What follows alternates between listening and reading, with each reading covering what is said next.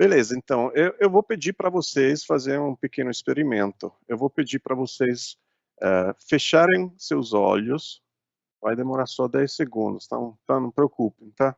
E pensar num mapa do mundo.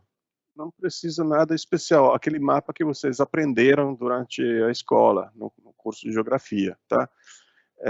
Comecem a pensar onde que se situa no seu mapa a América do Sul, a Europa, a África, a América do Norte, a Ásia, etc., a Austrália.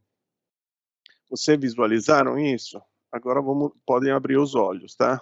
Eu vou mudar de slide. Vamos ver se... Aqui, aqui eu estou apresentando para vocês um outro mapa. Então, por favor, olhem este mapa e me falem se parece com aquele que vocês estavam pensando. Provavelmente vão notar algumas diferenças, provavelmente estão procurando o Brasil, né, embaixo à esquerda. Este mapa, na verdade, é um mapa chinês. E os chineses, é bastante normal, se a gente se colocar do ponto de vista deles, eles têm a tendência em colocar a China no centro do mundo. Essa é uma tendência histórica. O nome China, em chinês, Zhongguo, significa o reino do meio, né? Porque fica na parte central, é o centro do mundo.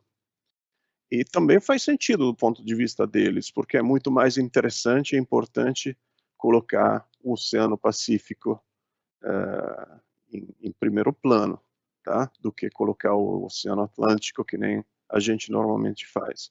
Isso é só para dizer, depende muito dos pontos de vista da gente. É muito importante saber se colocar do ponto de vista do outro. Então, vamos lá tocar os assuntos dessa apresentação. Tem 3 pontos, são pontos bem complexos. Eu, brincando com a professora Cíntia outro dia, eu falei que dá para fazer um curso de mestrado para cada um desses pontos. Mas o que eu quero fazer hoje, à noite com vocês, é suscitar uma curiosidade, fazer algo que seja prazeroso, possivelmente, que não seja, que deixe a gente longe dos pensamentos ruins desses últimos tempos, e talvez passar para vocês alguma informação mais prática, para praticar o que a gente está falando.